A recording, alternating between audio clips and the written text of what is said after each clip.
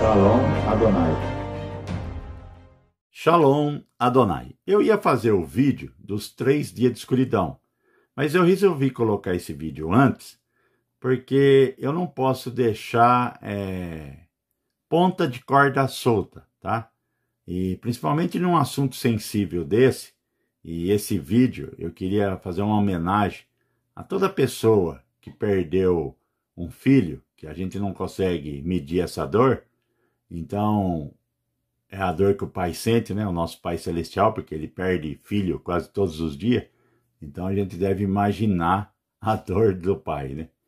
E eu queria dar uma explicação, porque a gente vê certas pessoas que fazem certos comentários, colocam certos versículos bíblicos, falando que pessoas mortas não têm memória. Aí eu apaguei esses comentários, que eu acho uns comentários insensíveis, sabe?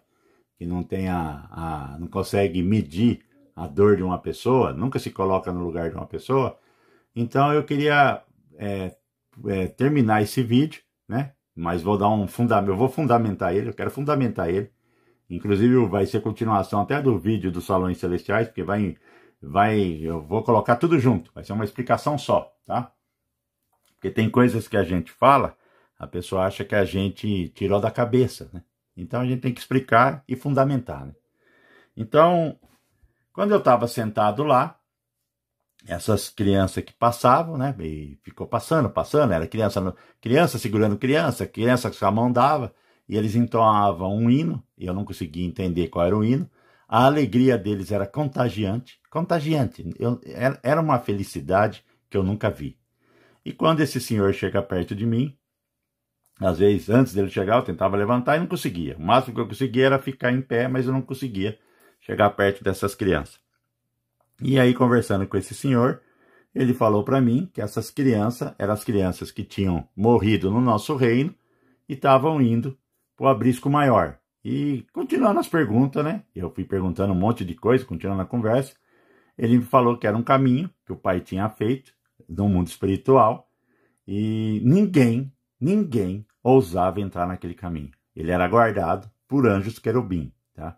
Ninguém entrava naquele caminho. As escrituras falam que para você entrar no reino dos céus, você tem que se tornar uma criança. Se você não se tornar uma criança, você não vai ver o reino dos céus, tá?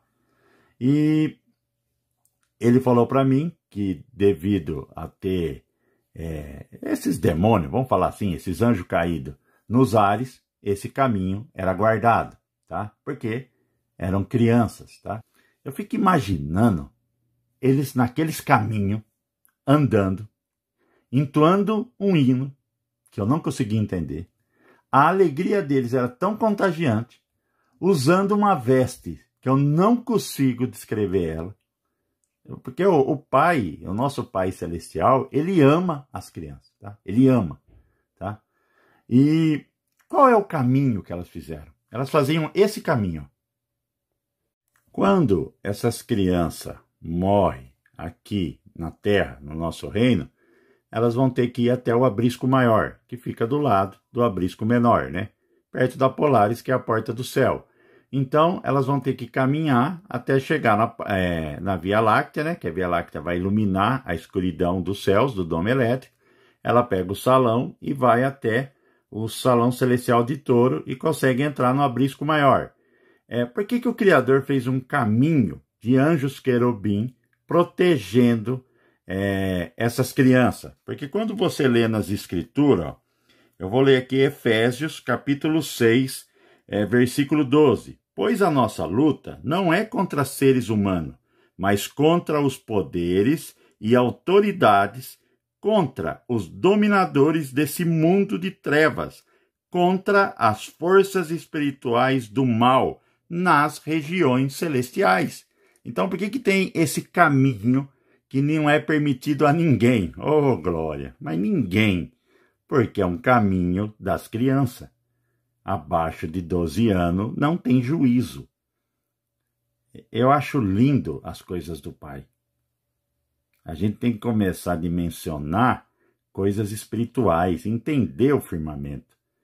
E elas caminham guardada por anjos, agora você sabe o porquê, e elas vão chegar até a Via Láctea. E aqui, ó, você tem a Via Láctea, que ela vai servir de iluminar os corredores. Elas vão para Touro, é Touro que está aberto, eu já expliquei que onde foi Adão chegou por Touro. E aí, quando você chega aqui, você caminha vendo a claridade da Via Láctea. Isso é a coisa mais linda, tá? Uma hora eu vou fazer meu testemunho para vocês terem certos detalhes, tá? E aí, conforme eles vão andando, chega no Salão de Touro e vão no Aprisco Maior, e lá tem o sono do justo para esperar o Messias. Então, em momento algum, eu falei que eles têm memória. Você tem que compreender que existem dimensões. Ó. Você tem dimensões aqui dentro. Aqui você tem 7 dimensões. Tanto é, vou dar um exemplo. Ó. O Messias no deserto orando, né? O diabo ainda não estava preso, ele estava solto, né? E aí o que acontece?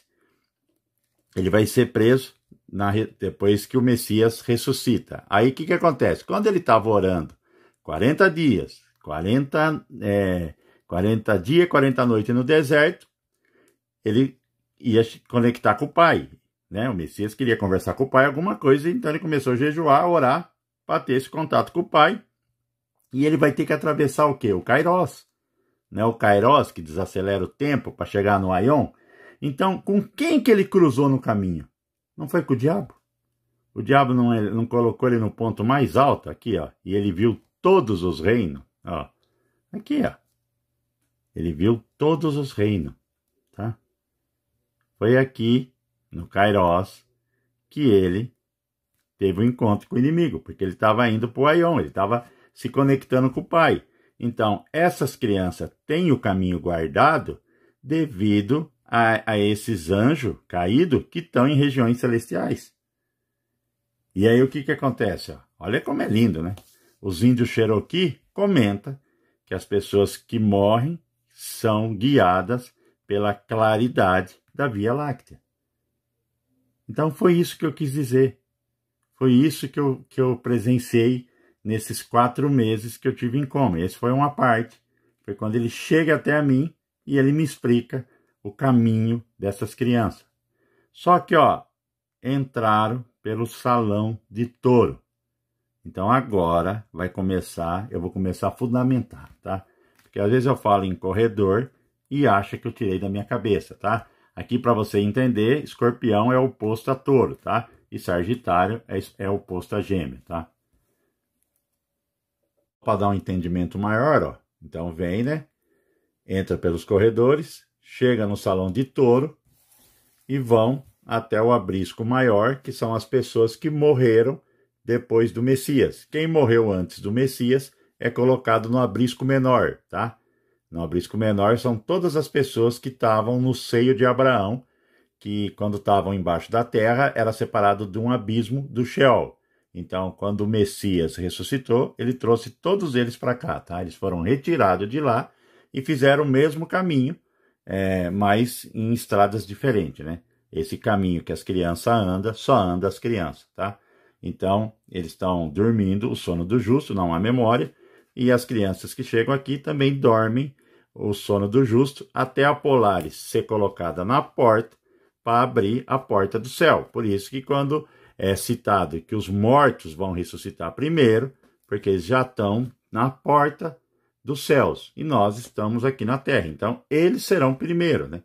Porque eles já estão na porta. Que seria isso aqui, ó. Vou pegar outra imagem para dar entendimento, tá vendo? Aqui, ó. Quando a Polaris se colocar aqui na porta, quem ressuscita primeiro é os mortos. Hoje você vai saber o porquê. Porque eles já estão aqui, tá? Eles já estão no Aprisco Menor, quem morreu antes do Messias, e quem morreu depois do Messias está no Aprisco Maior. Tanto é que quem inaugurou o Aprisco Maior foi o ladrão que estava na cruz. O Messias não falou? Hoje mesmo estará comigo no paraíso. Então eles dormem o sono do justo.